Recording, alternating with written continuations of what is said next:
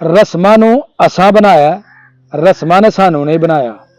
ਅਸੀਂ ਰਸਮਾਂ ਦੇ ਪੈਦਾਵਾਰ ਨਹੀਂ बनना ਚਾਹੁੰਦੇ। ਕਦੀ ਨੰਦ ਆ ਰਹੀ ਹੈ, ਕਦੀ ਜਠਾਣੀ ਆ ਰਹੀ ਹੈ, ਕਦੀ ਚਾਚੀ ਸੱਸ ਆ ਰਹੀ ਹੈ, ਕਦੀ ਮਾਮੀ ਸੱਸ ਆ ਰਹੀ है, कदी जनाब टोलियां बन के जनाब सास नहीं ना ते इंसान होने का सानू हक भी बिल्कुल नहीं है।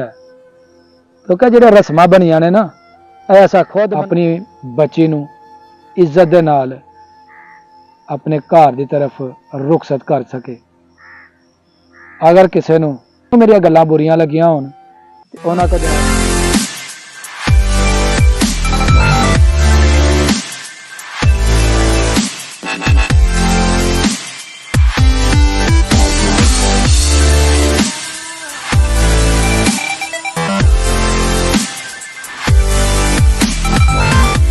अस्सलाम वालेकुम दोस्तों, की हाल चाल है? ठीक हो?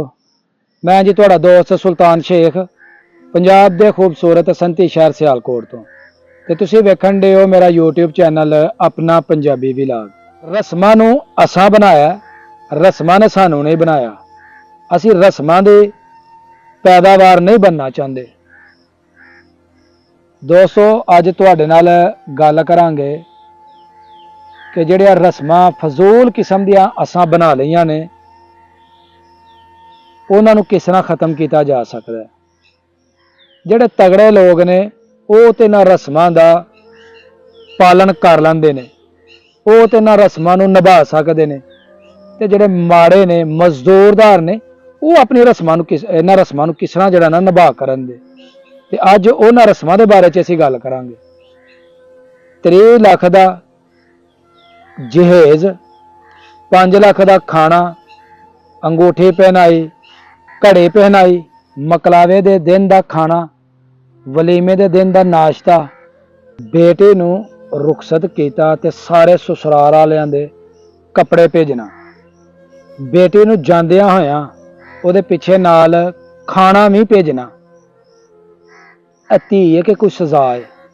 यह जे सारा कुछ उदों शुरू हो जाता है जो बच्ची की मंगनी कर दी जाती है। कदी नंद आ रही है, कदी जठानी आ रही है, कदी चाची सस आ रही है, कदी मामी सस आ रही है, कदी जनाब टोलियां बन के जनाब आन डे ते बच्ची बेचारी दी मां जिहड़ी है ना अपने चेहरे दे उत्ते मसनूई मुस्कुराहट लैके ते जनाब उन्हां वास्ते आला तो आला किस्म दा खाना जिहड़ा तैयार कर दी है। चेहरे ते मसनूई मुस्कुराहट लैके ते उन्हां दा पुरजोशी दे नाल इस्तकबाल कर दी। बच्ची दे प्यो विचारे दा एक एक वाल जिहड़ा ना वो कर्जे दे विच डुब जांदा ते बच्चे वालियां ने जनाब पिछों जदों घर वाले आंदे ने ना ते बाप नूं घेरा पा के जनाब उहनूं कहंदे ने जी बरात वास्ते किन्ने बंदे आईए।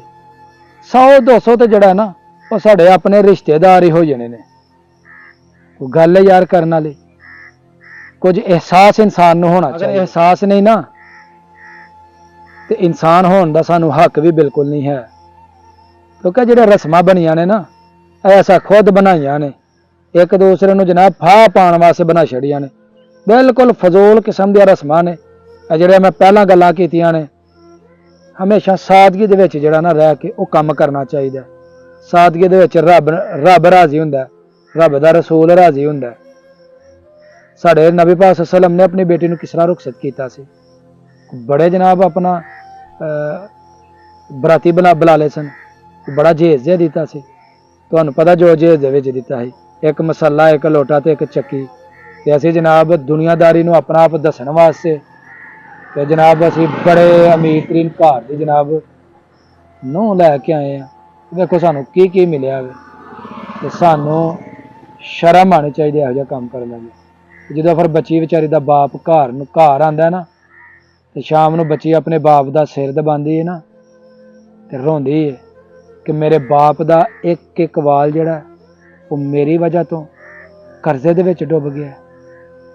सानूं इन्हां पुराणियां रस्मां नूं दफनाना होएगा, इन्हां पुराणियां रस्मां नूं छड्डना होएगा ताकि हर बाप अपनी बच्ची नूं इज्जत दे नाल अपने घर की तरफ रुखसत कर सके। अगर किसी नूं मेरियां गल्लां बुरियां लगियां होन उन्हां को जनाब माजरत। ਇਹਨਾਂ ਲਫ਼ਜ਼ਾਂ ਦੇ ਨਾਲ ਮੇਰੀ ਅੱਜ ਦੀ ਵੀਡੀਓ ਹੋ ਗਈ ਹੈ ਮੁਕੰਮਲ।